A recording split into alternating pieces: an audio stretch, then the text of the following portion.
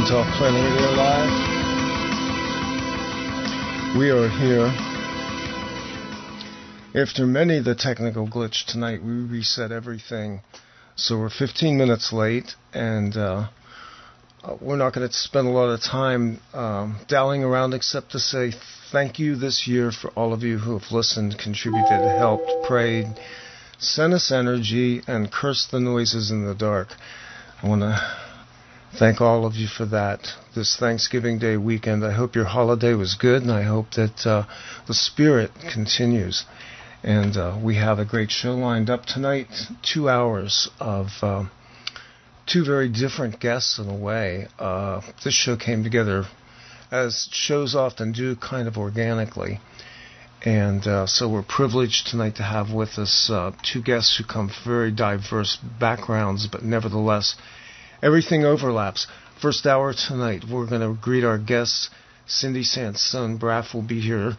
And second hour tonight, I want to introduce you to Josh McCoy from down in Texas. We're going to talk about the world of the jinn, genies, and the paranormal connections and what he talks about in terms of string theory related to protection from paranormal menacing. And with that, I want to bring up my co-host, Chris Hawley. Good evening. Good evening. Good to be here. I'm had my doubts for a while. I think the spirits were working along with us for a while. I never saw a little bit of confusion. I never saw such a train wreck in my life as that was. Everything had to be reset at once. And I want to introduce to you Cindi Sansone-Braff. Good evening and welcome from both of you are Long Island. Absolutely. Exactly. And Cindi is she is a medium, a psychic, a tarot reader, which is part of her psychic regimen, and then she's also a radio talk show host, and she has a show over at Blog Talk Radio, and I'll let her tell you about that. She has also been voted consecutively over many years one of the best psychic of 2013, and she's vying for the prize again this year, and maybe we can talk about that as well.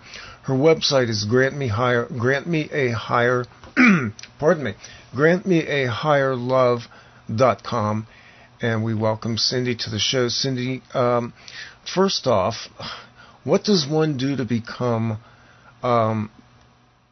Best of Long Island Press, and what is Psychic of the Year? Okay, you have to be nominated. So Pete nominated me back in 2010 for the very first time. And then what I do, my part, is to send out little please vote for me reminders to my clients and anybody who I read. And I obviously have very loyal and good clients because they vote every year. Even to the point in 2011 when I won over John Edward, which was pretty much not heard of because, he had a television show. He was pretty well known at the time. But my clients just, vote, and you really need to have, your clients do that. Otherwise, I wouldn't win. So I can't do it without them, actually. How did you... Well, let's go into this a little bit. My opening question to you is, when do you move into the realm of being a psychic as opposed to being psychic, if you understand my question? Right. You can see her do that. It's sort of a slow transition. You mean from the first time when I was just, feeling like I had a little bit of psychic ability, and then I decided to become a psychic, as a profession? Is that the question? Yeah. Okay. I guess, and talk a little bit about the spiritual gifting and how that opened up for you. Okay. For me, it was probably different than most psychics that you hear about, because a lot of psychics will tell you they always had this, they had children, and they had nightmares, or things would come to them from the time they were young. That wasn't the case for me. It was when I was 41 and having a midlife crisis, and sort of asking for a miracle, in my life. And then all of a sudden, I started feeling like I was channeling information and speaking to dead people who were really very funny and very helpful to me. but I really at first didn't have any clue what it was. And I was a little bit scared. I didn't talk about it to anybody for a few weeks because it frightened me. I mean, I thought I was losing my mind perhaps. Then I realized that they were really helpful, were trying to guide me, and I just sort of accepted it and kind of honed my gift. But the original thing that had happened a few years prior to that was that one of my clients, I had been an entertainer, had asked me if I would do tarot reading at her child's bar mitzvah. And I said, I don't fake anything that I do. I don't know the first thing about tarot or psychic readings. And she said, read a book, study. So for a year I had studied very hard almost every book. I really had no idea that it could work. And stuff was coming through and I was kind of amazed by it. But then a few years later came a much more, like, this is not a joke. We sort of twisted you and got you in here, twisted your arm against your will. But now that we've got you, we want to really give you more power. So it sort of came sort of quickly at that moment, and then I kind of surrendered to it and said at first, don't show me any evil and I'll do this. Then about 10 years later, I prayed for greater enlightenment, and the universe said, now you're going to see evil, because otherwise you're just not going to be an enlightened being. So it sort of came over a period of time, and so I try to tell everybody, you're all psychic, you all have a gift. The dead want to speak, they speak louder than they've ever done in the history of the world. So if you're receptive to it, open to it, not afraid, many are chosen, few come, they get frightened. But if you want to, it can happen. So I just think you have to hone your gifts like anything else. Now, you brought up an interesting point. Have you encountered what you consider to be evil in the psychic realm, what you perceive to be the dark side? Well, I've seen soul records of people, like when I was doing readings about their family members or people that have harmed them, hurt them. Seeing these particular soul records of these people and actually communing to them on the other side where they were really not nice realms whatsoever. Mm-hmm. And at the first time it happened, I was quite scared because the room usually gets quite cold when you open these realms. I always say, everybody thinks hell is hot, but for me it's freezing. And the room gets really cold. And the first time it happened, I was really scared because the being wasn't happy with what I might have been saying and sort of was screaming at me and threatening to hurt me. And I had no idea at the time that these beings are so locked away, there's no way they could hurt me. And then I sort of heard the voice of spirit say, no harm could come to you. We'll just lock them away further. They can never hurt you. But it would be equivalent to opening, like one was a person who had been really guilty of like horrible murders and other things, and they really were not a good person. So in the spirit life, they weren't great either. So that was a little bit scary. Another time, I had done a reading at someone's house for another psychic, and there was someone in the house, and they never came out to see me, and when I left, this sort of black, ugly being kind of followed me, and I'd never seen that before, and I was driving, and I got scared, and I just sort of pulled over and just said, the good powers of the world, the greater than evil, you can't hurt me. Just stood there, and it left, and then when I called this woman, I said, what was going on in your home and in that behind closed doors with the person that didn't seem to like me? She said he practices black magic, and he conjured up something, and I was quite frightened because I never even knew that somebody could do that. Of course, it couldn't hurt me, but that was another example of seeing, beings that perhaps are scary.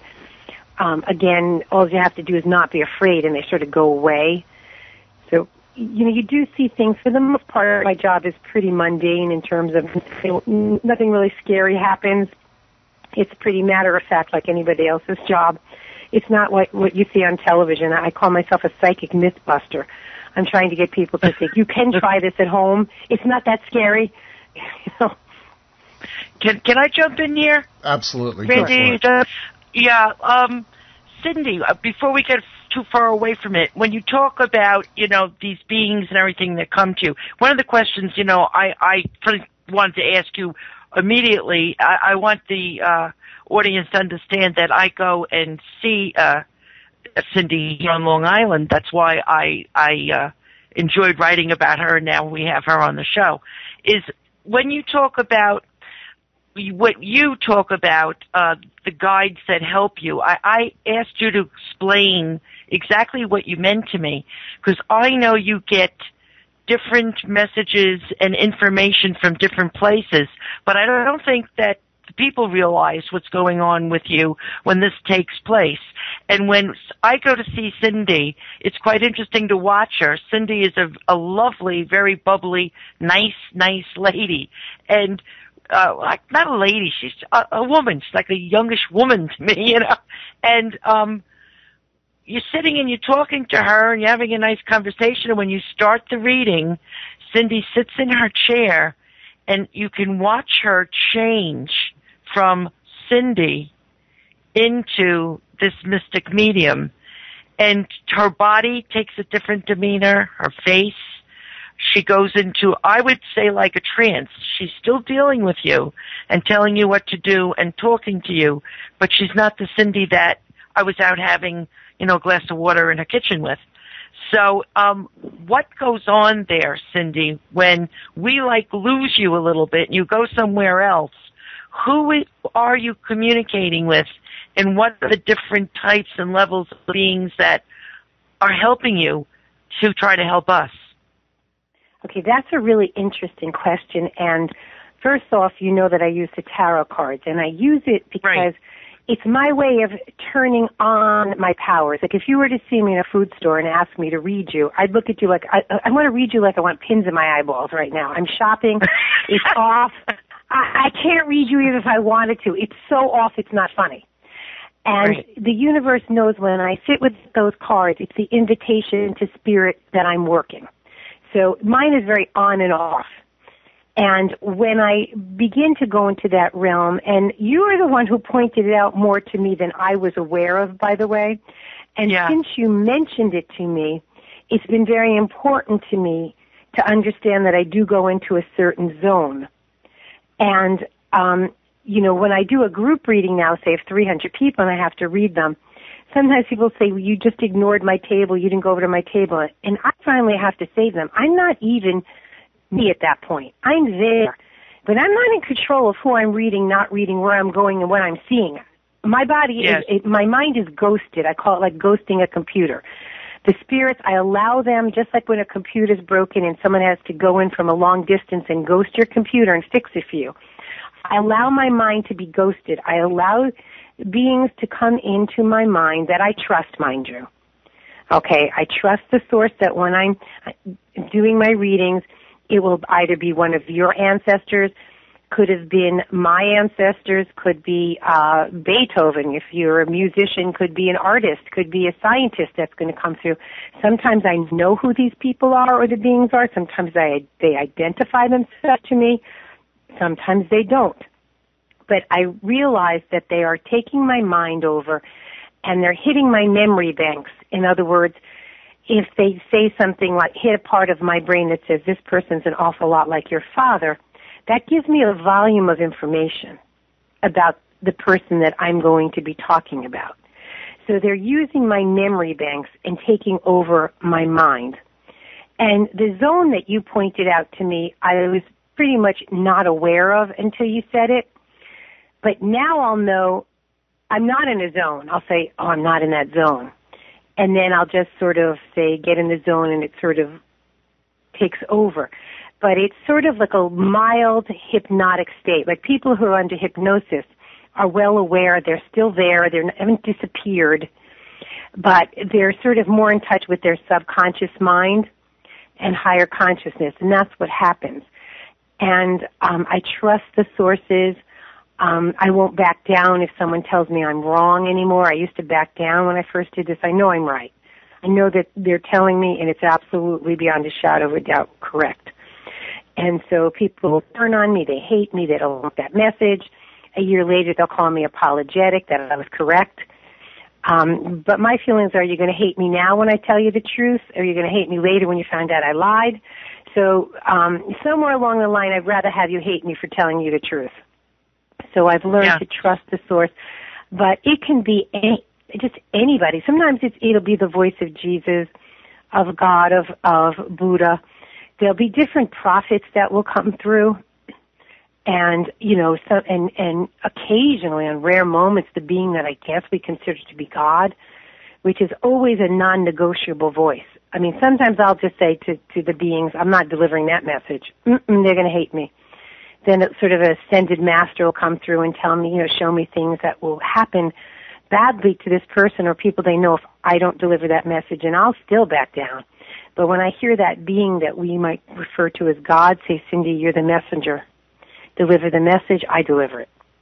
It's happened on several occasions. It scares me. I deliver it. And I usually have earthly consequences of someone really not liking the message. That's why I don't want to sometimes deliver it. But I've learned to accept it. I'm the messenger, don't shoot me. Yeah. But it can be pretty much anybody. And it can be sometimes people who are still alive, mind you. If they have Alzheimer's and they're ready to go, they want to cross over to the other side, they'll give me a message. It could be someone who's in a coma that will deliver messages, tell me when they're going to die, tell me they've had enough, give me an exact date when they're going to die. It's really amazing that you can talk to any soul pretty much living or dead. Wow, that's interesting. And again, I had confusion, or people would ask me, well, when you go to Cindi, you say she has, they were confused when I said other beings give you information. It's not just the dead or ancestors. And I try, to explain to them about guides and angels and other things like that. Would you just talk about a little bit about that so that people aren't just totally focused, that even their information it's not just coming from one place.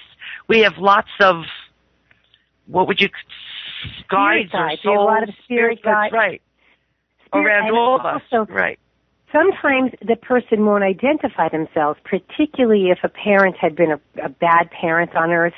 But they have a huge message for me. And I deliver the message, and after the person accepts it, I'll tell them, well, that came from your father. And at first they're going to say, no, my father would never say that. I said, your father is no longer the earthbound person. He doesn't have his addictions. He's been in spirit training. He sees what he could have, would have, should have done better. He's here to end dysfunction, and he's a better father now that he's crossed over without his ego than he ever was on earth. And it's hard because some people say, my father could never be good. I said, some people change in the afterlife. Others don't, mind you. Some are just the same. But that's why I want to deliver the message, and then let the person find out who, because sometimes they won't accept it if they don't want to hear from that person. Yeah, I can understand that. Just to go in another direction a little bit, I was wondering, since I last saw you, a lot of things happened in my own life that made me think about this. When there's a sudden death, an accident, something happens immediately that just shouldn't happen and the person loses their life, is it different how their soul reacts if you're alive 1 minute and something happens to you and you're dead the next? Does it take them longer to get used to the difference with their soul? And does it take them a longer time to, how could I say, regroup or get themselves situated enough to communicate back with the living? Or is that right. does not matter? They don't know that they've crossed over. It happens quickly. They're here 1 second, they're gone, they don't know it. So they usually come as a poltergeist, and they're afraid. They don't know if they're dead. They want me to tell them what's going on. Even if I talk to them a year later, they may be much more agitated.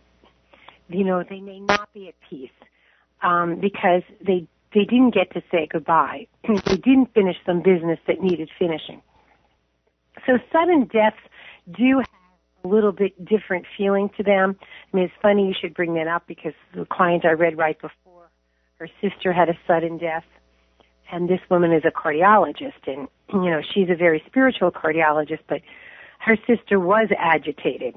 A year later, she wasn't quite at ease and calm, and my neighbors yesterday lost their young daughter, 28, to a sudden heart attack.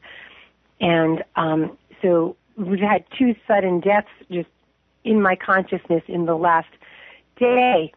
and they are more agitated. It just does take a little more time for them to get used to the concept. In some ways, it's easier. They don't have that time to be afraid, perhaps, about dying. But it does make people have a little bit harder time to communicate. They're usually crying. They want to be back. Depending on how tragic the death was, to be more crying, sobbing. After Newtown, it was terrible because the whole group of children came to me with their teachers about a day after. And the teacher said the children need someone to talk to them who they don't know that they're dead yet. We know we are. And we're singing Christmas carols, and they're getting nervous because they're beginning to realize we're singing Jingle Bells over and over again, and they're asking for their mothers. And we're going to have one at a time cross over, but know that you were children's entertainers. We've been told about that. And I began to just talk to the children and sort of entertain them a little bit and calm them down. But they were definitely getting the message that something had happened. And it was painful to hear them say, I want to talk to Mommy. And it began to frighten me. I had to sleep for like 3 days. I couldn't shake the frightening of it. And then they would come to me a little bit later, the teacher saying, tell me which child was crossing over, who was still here. And they were definitely, the teachers were not frightened. For some reason, they were extremely brave and knew what was going on. They were troopers right through. It was the children that were beginning to experience agitation. So that was frightening. And once they do pass over, they find their peace? They find their peace. Normally, they would be saying a grandma's coming for me or a great-grandmother. They would be describing who was coming for them, and they would go. They would get it. And then you would see them transform from being a child into that, say, 10,000-year-old being that they truly were, and the energy would shift. So it was a very, very, eye-opening experience for me, one I don't hope I ever have to duplicate again. But there is a process, but definitely those who die suddenly, has much more agitation involved. Yeah, that's terrible. We're facing the new year coming, and I was wondering, I'm sure that your spirit guides and the beings that are telling you things all the time must give you some type of indication what we're going into. With that said, what do you see for us for 2014? Good year, bad year? Is it going to be a year we should take risks and go out there and grab on for everything? Or should we all be a little more restrained and wait it out? What do you feel? What does it tell you? What do you think is coming? Well, basically, for the new year, there's a profound shift in consciousness beginning to happen. And the universe is trying to guide people from fear-based reactions, which is the knee-jerk reaction, to more think it through what you want, see the life you want and go for it, walk the path of love and not fear. So what you're going to see is certain people evolving quite rapidly in the next year, the next decade, other people trying to drag us back. So there's sort of going to be this tension at some level between those people who would rather have us not evolve and those who are going to evolve. I think eventually Americans are going to start becoming more vocal in a positive sense rather than such a negative. More of the positive voices will be speaking. It looks like a time of, not a bad year at all. I'm not seeing ahead for people, but just one in more shifting of consciousness that seems to be happening at a rapid pace.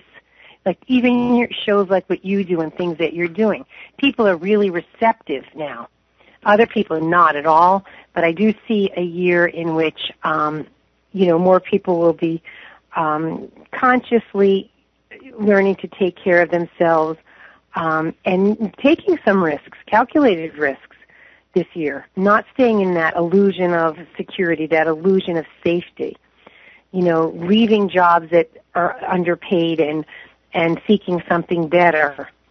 And, I think that's going to be a shift economically for people. We have a lot of negative consciousness in this country, and I think that will begin to shift too. So I see it hopeful. That's very good news. Yeah, good. I do. I see good news. I see, being good. Good. That's good to hear. Before, when we were starting the show, you started to talk about it, and I want to get back there, about all of us being able to communicate with those who passed, or our guides, or our angels, when we feel we need to, or we would want to get some direction. And you told me that there were 3 things that we all needed to do, and that was 1, believe, 2, ask for proof, which I thought was very interesting, and 3, be fearless. Now, that's easy for you to say, and I don't really anticipate that we're going to be able to do it like you can.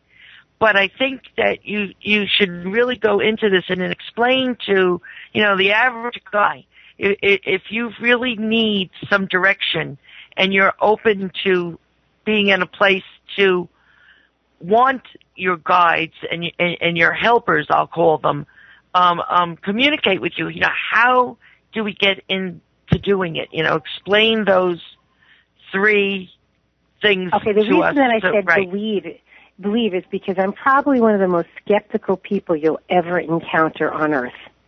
I'm extremely scientific and highly skeptical. So when certain things started coming to me, I didn't fully believe at first. And then I made a choice, okay, I'm going to believe what's coming. And then I said, but my mind, that I'm skeptical. So if you want me to continue to believe, you're going to have to show me proof. You're going to have to give me what's called a waking dream. So that's how. Show me in my life something that in the next day that will verify that piece of information you gave me to be truth.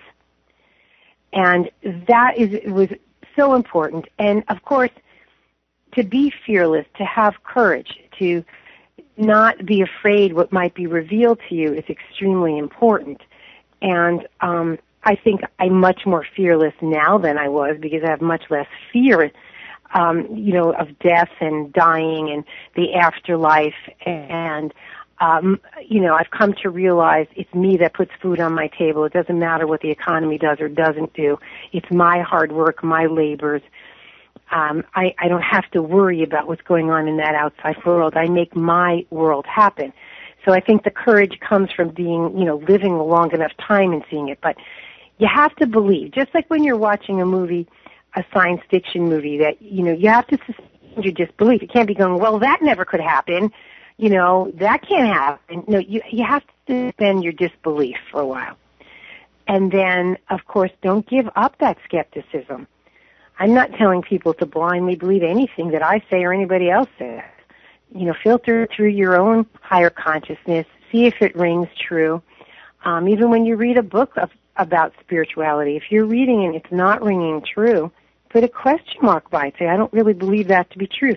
And the universe will prove within 24 hours, probably within an hour, the truth of it or the untruth of it. So now, if again, you're asking for proof. And what kind of proof should we say? Show me a certain bird or play me a song. I mean, how do you get ready to accept the proof? Do you know what I mean? And that's one of the things. But first of all, you have to pay attention. You can't just say that and don't pay attention for the next 24 hours. Right. You've got to pay attention that you even write it down that you've asked for the concrete proof of that. I'll give you an example. One time, years ago, when these powers were first coming, and a lot of my childhood memories that are not good were surfacing, and I wasn't able to sleep, but I knew I had to work the next day, and I was really getting nervous that I wasn't going to get any sleep. And I just asked God, please, please, I have to fall asleep. And all of a sudden I sort of felt something sort of touching my head, sort of drilling at it, and the next thing I knew I was asleep. And when I woke up the next morning, I said, really? Did some spirit guide, something tamper with my brain? And I thought it was maybe a little crazy, and I said, well, give me proof if that happened. And when I went to work the next day, I happened to have been a children's entertainer, and I was at a party, and there was this guy who had Down syndrome, and he was dressed like an elf. It was Christmas time, and he said to me, oh, and I was a clown, oh, you're the clown that God sent me to help you fall asleep last night. Are you okay? Oh. Do you feel rested now? And I looked at him and I said, oh, yes. And then I went over to some people in the church and I said, the elf.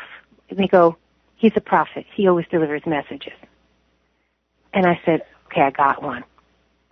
So there was my proof. Wow. As concrete as it could be. So sometimes it's someone delivering a message, and now, well, the messenger, because if they had Down syndrome, maybe somebody would laugh. Maybe would say, what does he know? Don't question where it comes through, but pay attention. And it could be in a license plate. You're thinking someone who's crossed over, and you think they just gave you a message, and all of a sudden someone jumps in front of their car, and the license plate has their name on it. It's just certain ways that you begin to get the answer. And, it happens all the time. I'll give you an example. Say you never heard of the word sandbag. You never heard of the word sandbag. All of a sudden, you see it 100 times in the next 3 days. How is it that you never saw it in your life and now you see it all the time? It's the universe's way of saying sometimes you're not ready to see something, so you've never seen it. Now that you've seen it, now you'll see it everywhere.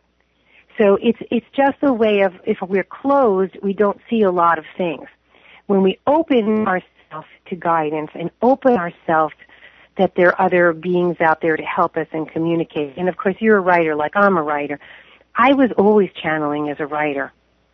Every time I've ever read anything I wrote, I always said it couldn't have come from me. This is too brilliant. And I would say it has genius to it. Now you're going to have someone that's going to talk about genies and that on your next show. Genius comes from the word genie, and genies are spirit guides.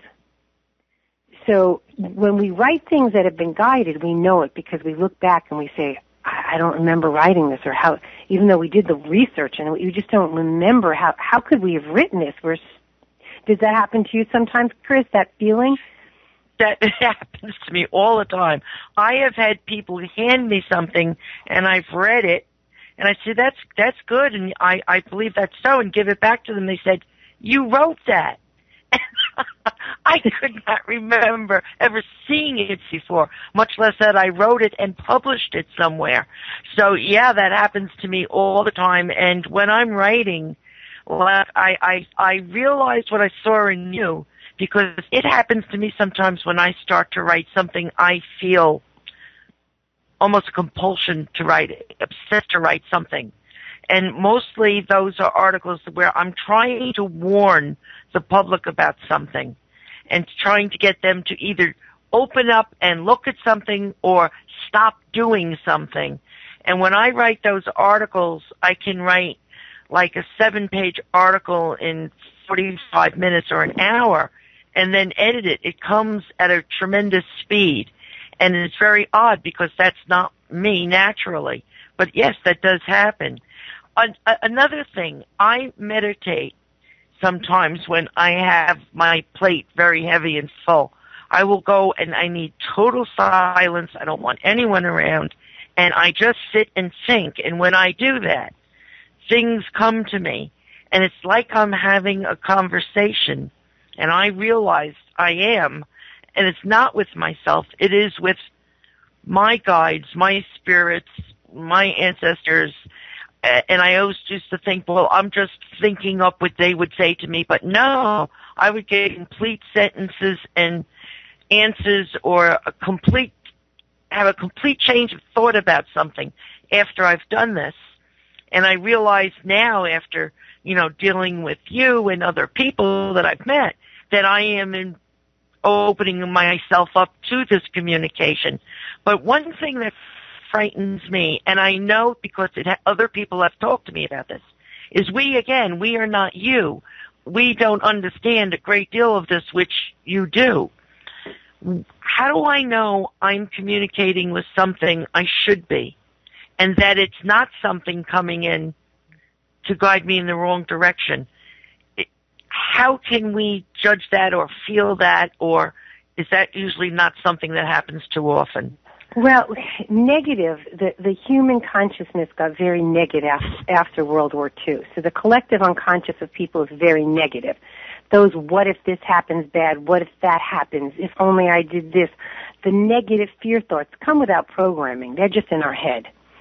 So whenever it's sort of a fear thought, really, I ignore it, because guidance never comes fearful. Even if it is something that is, you are in danger, the voice would be very calm. I mean, the people that survived 9/11 will often tell me that when they were hearing "stay in the building, you're safe," one woman explained to me she heard her grandmother's voice saying, "No, I think you should leave the building, and why don't you take the woman to the left of you and the woman to the right and walk very slowly down those staircases. You have plenty of, just go down, go down and get a coffee."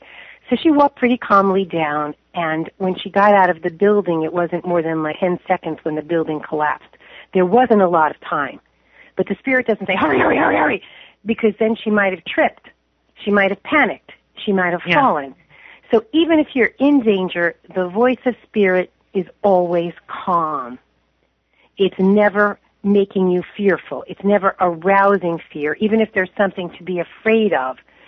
It's talking in a calm, reassuring manner that makes people not afraid and makes you, really realize you have to do something.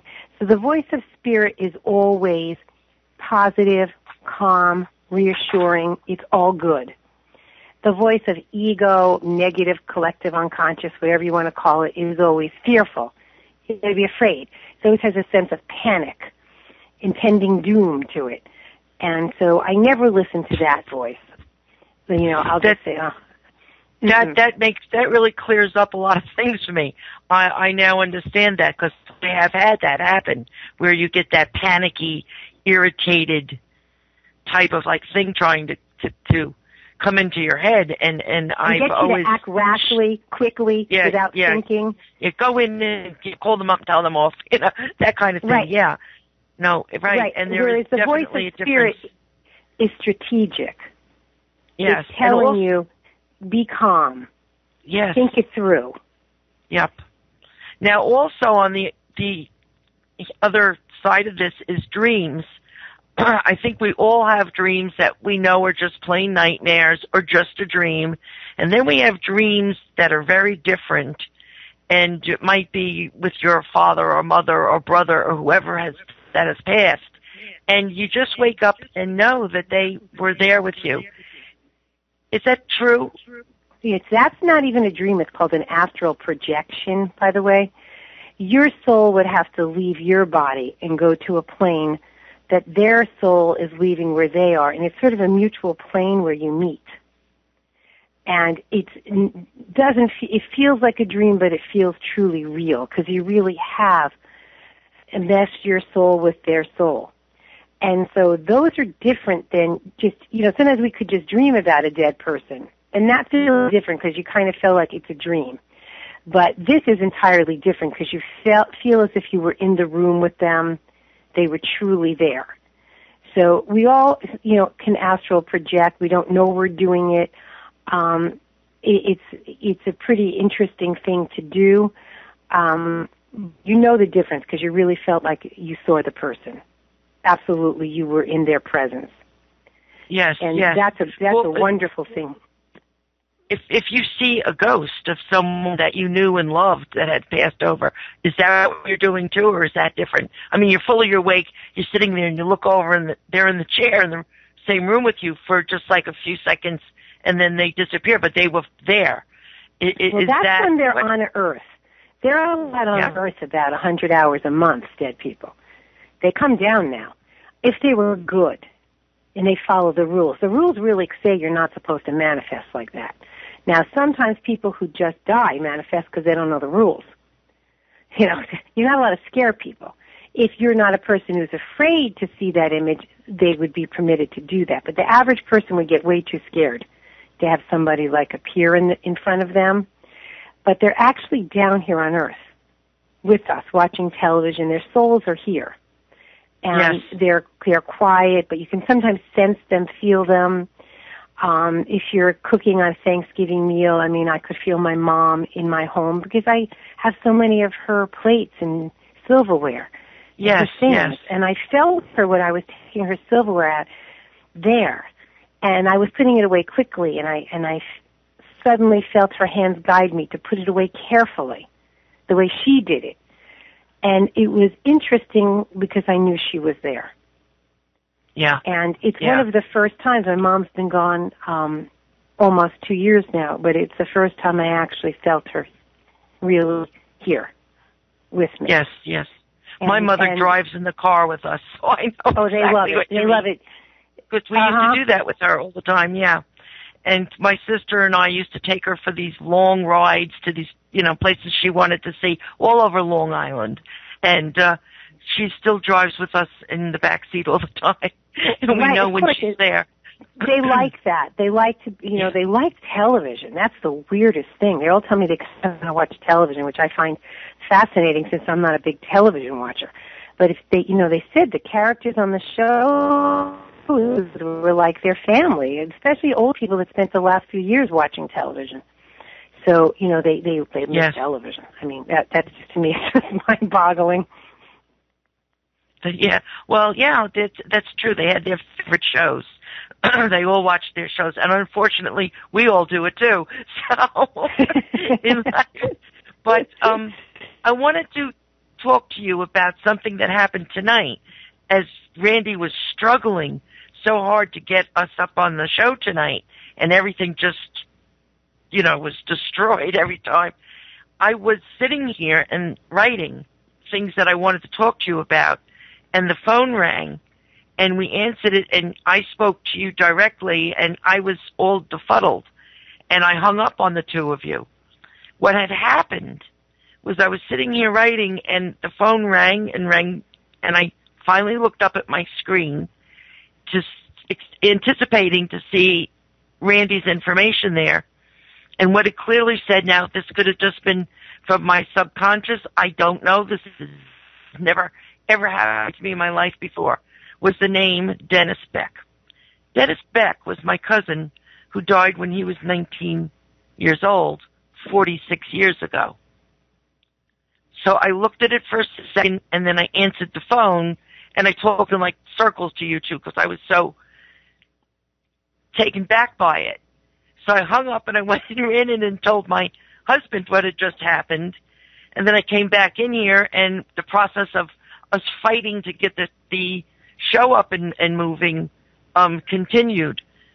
What do you think of that, Cindy? Well, I think Dennis did that to your show with his finagling with the electronics, but the dead are able to influence electromagnetically.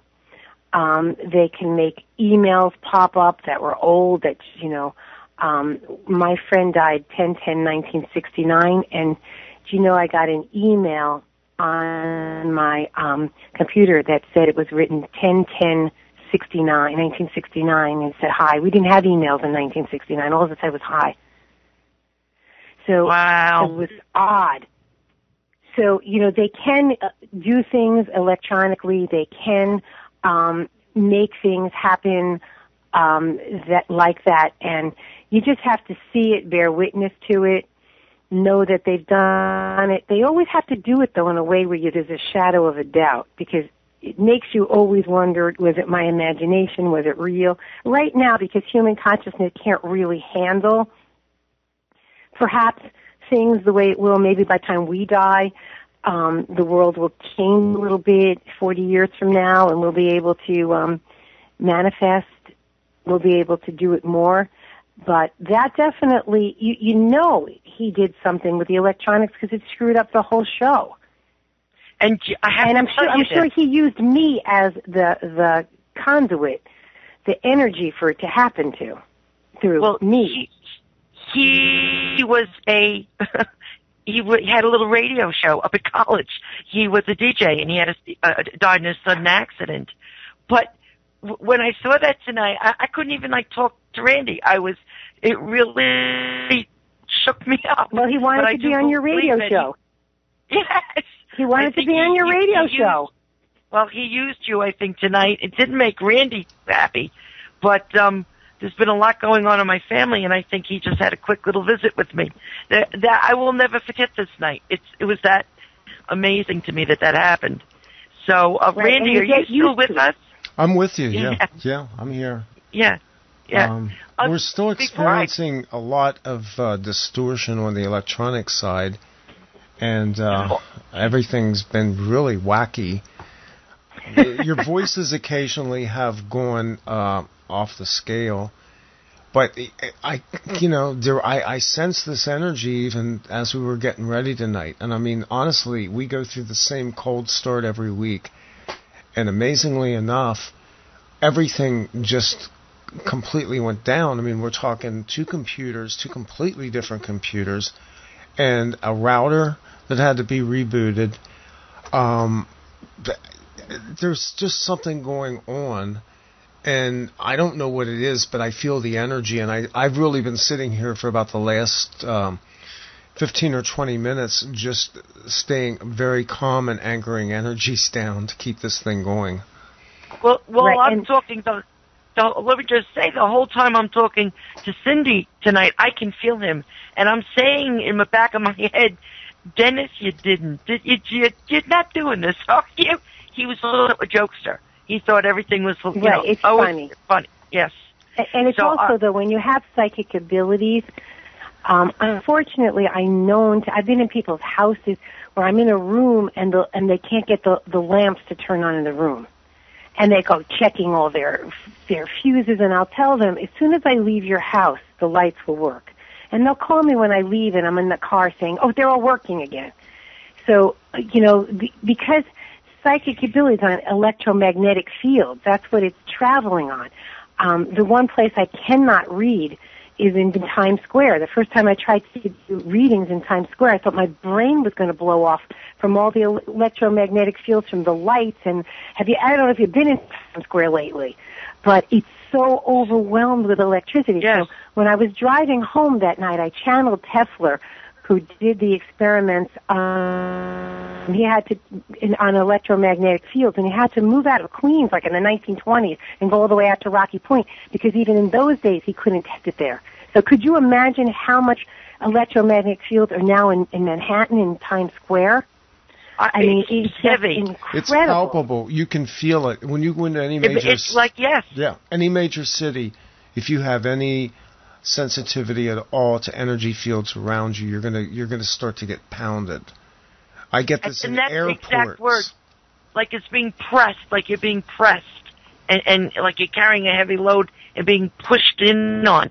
I always feel like that, and in Times Square is tough to be in. Absolutely. And I just couldn't channel at all because I thought my brain was going to fizzle out. It was literally going to burn. And it was just incredible. And so, those energies are everywhere. So, and really, I had done 11 hours of readings today before I got on the phone with you people. So I'm sure my level of being in that realm for 11 hours probably could fry the wires anywhere at this point. And when I first got the powers, by the way, when I was 41, I would just blow out everything I touched. And, I was still a children's entertainer, and it was really odd because I lived in New Jersey, and I had a tape player, but it didn't have a radio in it. And every time I went over by the tape player, it would start playing this religious station. And people would tell me, would you shut off the radio? I go, there's no radio in there. I would just, through my body, would just change the whole energy, and you would hear the radio show come out of my tape player. But when I moved away, it would stop. It was just incredible. So the power is just amazing. It is carried on those waves. It is something that sometimes when I do it too much. I take my blood pressure sometimes. By the end of the day, it's going so high from it, I know I have to stop doing the readings. As soon as I'm reading for like 2 hours, it goes down like to normal again. I'm actually feeling that right now myself. I'm feeling a huge amount of pressure. That's why I'm being very quiet right now.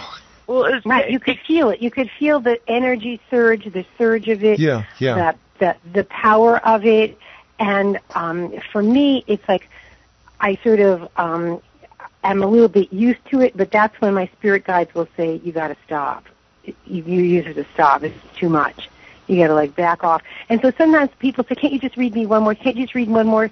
And I feel like saying, did you ever see someone run a marathon for 26 miles and can you just run another mile? Can you just run another mile? Come on. I'll say to them, don't you get it? I can't do another. Even if I wanted to, my mind hurts. Just the mere thought of it starts my brain hurting. My body starts to hurt. It's enough. And that's why I said, controlling the energies, being in control of it, shutting it off is really important. So that's why sometimes if I don't do readings, like I'll have a few days off, I'll wonder if I have any power left. I'll think, I wonder if when I go back to work on Monday, am I going to be able to do this? It's so off, which is an amazing feeling to just shut it off. Well, that's a good feeling. I think you'd go insane, otherwise, if you couldn't turn it off. It would just drain you down to nothing immediately. Cindi, can you feel that he's using you to maybe screw up the show tonight? My cousin? Well, when you asked me, now I haven't picked up my tarot cards at all, although they've been sitting on my desk because, I'm in that zone. And I got the young man resting in peace card. Yep, it was definitely him.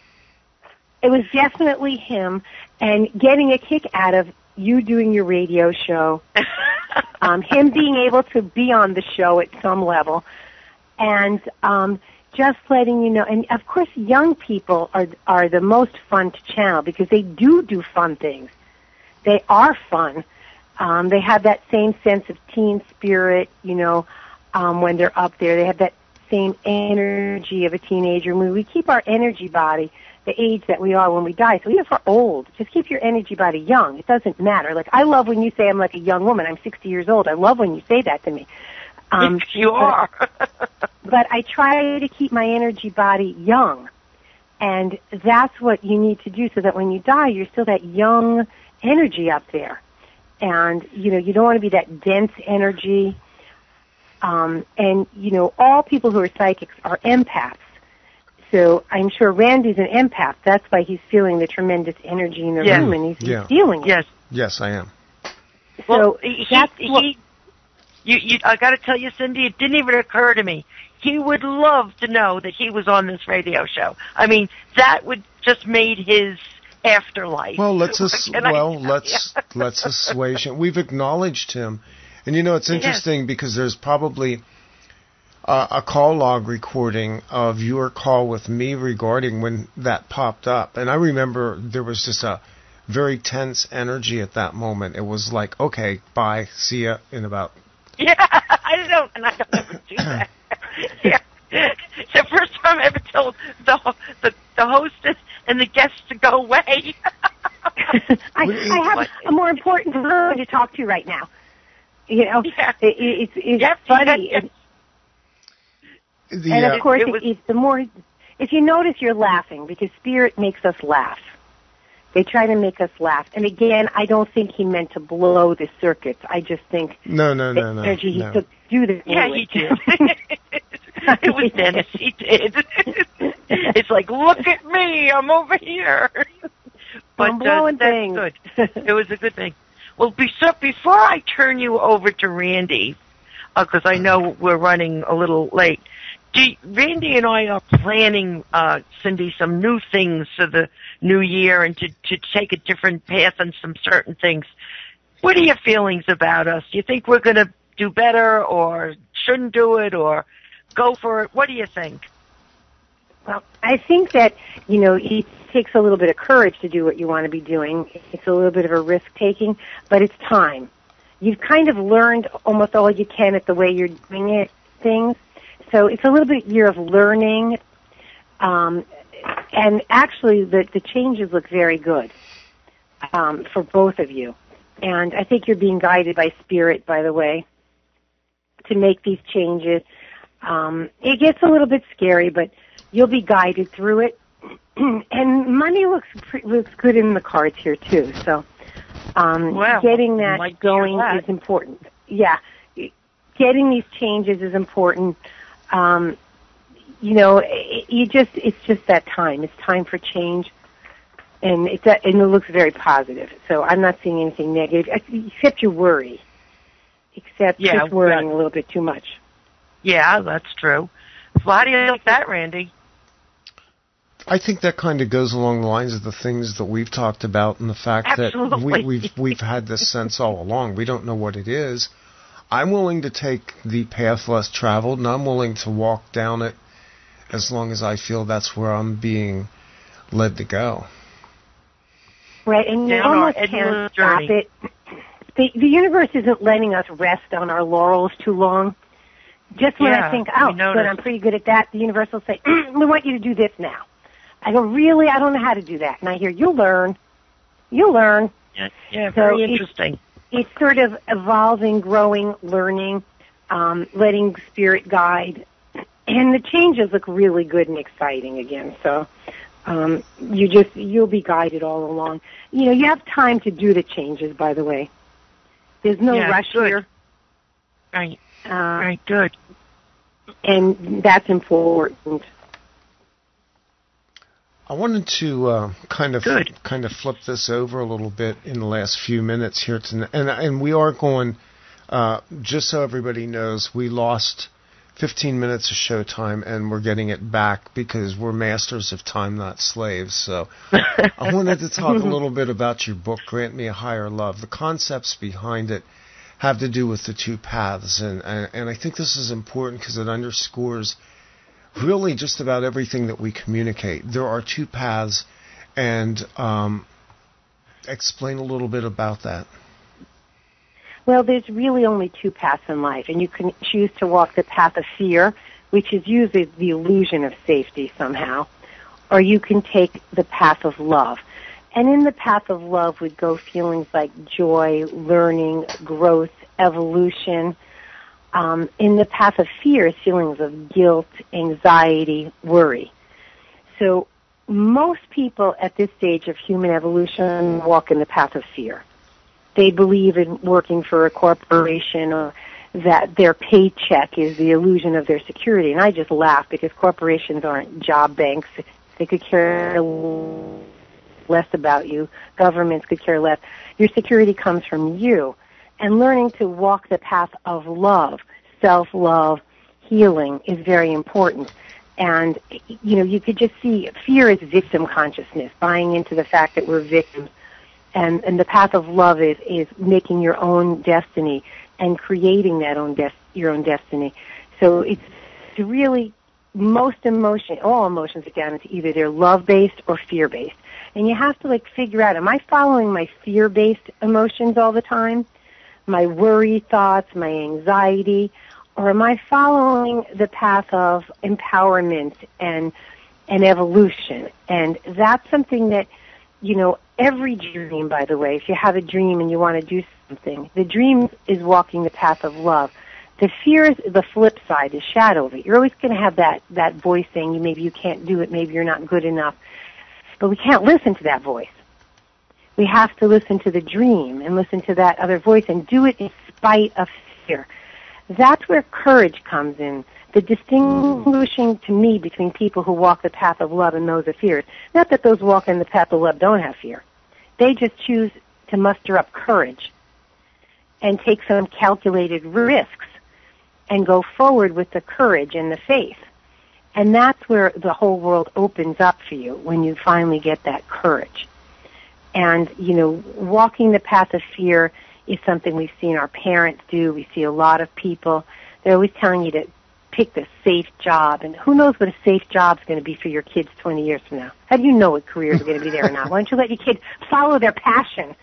I mean, I just laugh because people have no concept of that guiding people into fear-based thinking that they may not have a job 20 years from now that you told them would be secure. So it's, again, following your passion and walking the path of love.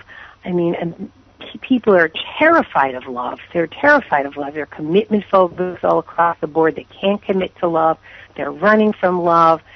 It's just a frightening thing for me to watch. So I can't stress enough that the path of love is usually the harder path at first for us, but becomes the easier path. The easier path is to follow your security, your job you have, stay with the devil, the relationship. That's easier right now, but it's the harder path ultimately because it's not a path of joy at all. So, take those leaps of faith and stop staying with the devil you know. I mean, that's what most people do. They just stay with the devil they know.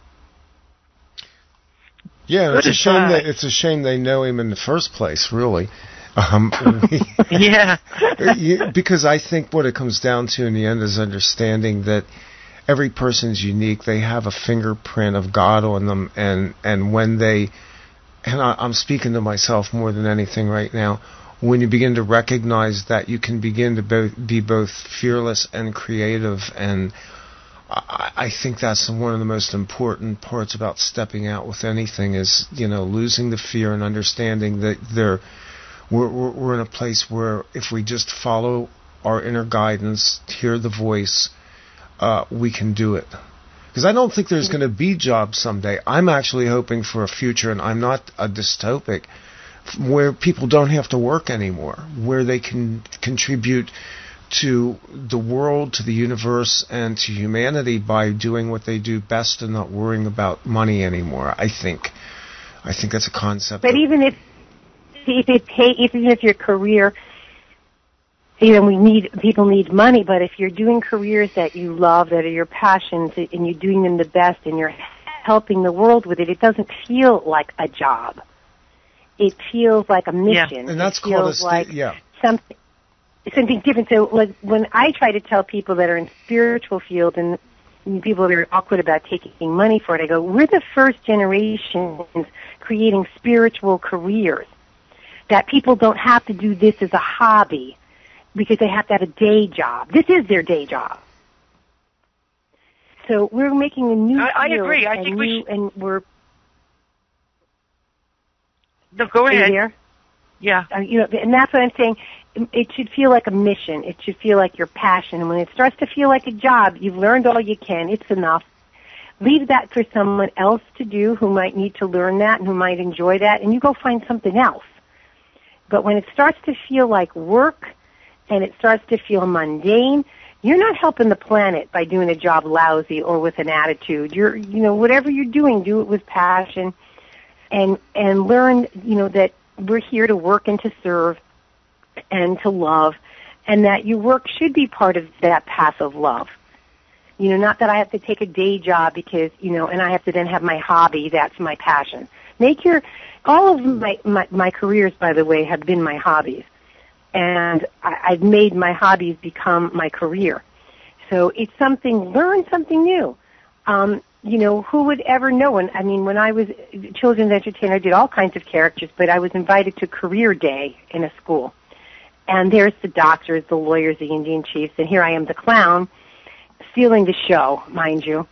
And the kids are saying, did you know you were going to grow up to be a clown? I said, of course not. And they said, well, how do you grow up to be a clown? I go, first you have to go to college and be really, really smart, because kids are really, really smart. And then you get to do this and have a lot of fun. But it was the kids couldn't wrap, and they said, well, how did you become a clown? I said, I created it out of the air. I saw a need for it. Children need to laugh. Children need entertainment, and I created it. I let them know you could create a job out of the air from something that you love. And I think that's very much 21st century, whether we ever get rid of the concept of people being paid or not paid. I think when people, most of the people, few people do most of the work on the planet, when everybody starts pulling their share, I think that can happen. And, right now it is that, some people do a lot of work, some people don't think they have to do anything. to function. So when consciousness rises, that we all have a mission, everybody does their mission to the maximum effort. Wouldn't that be beautiful? Absolutely. And Absolutely. Yeah, we're going to have I don't... We're going to have sorry. to duck out of here pretty quickly. I have a guest coming up, but I want people to know also your radio show. When is that? Where can they find it? Okay, that's Thursday nights at 7. It's on Blog Talk Radio. It's www.blogtalkradio.com/higher-love. And it's 7 o'clock every Thursday. It's Ask the Psychic. And it's Cindi Sansone-Braff show. And, it's great. You can call and get free psychic advice or love advice or whatever you want. Great. Cindi, I want to thank you for coming on. Again, coming up here in a very couple of minutes, as soon as we turn the corner here, Joshua McCoy will be with us. And Cindy's website is grantmeahigherlove.com. Go over there, look at the radio show, the books, and all the other things that she has to offer. And, hey, thank you so much for coming on tonight, thanks Cindi. for having me. I had so much fun. Have a great And holidays. may I add one quick thing? If there's contact information on there, if you in your lifetime can go visit Cindi in the flesh, do it. She's a great person to spend some time with, and you will enjoy whatever she has to give you. That's it. Thank I'm you done. so much. Thanks Cindi, for having it was me. great. Absolutely Bye. wonderful. Thanks. Good night. Good night.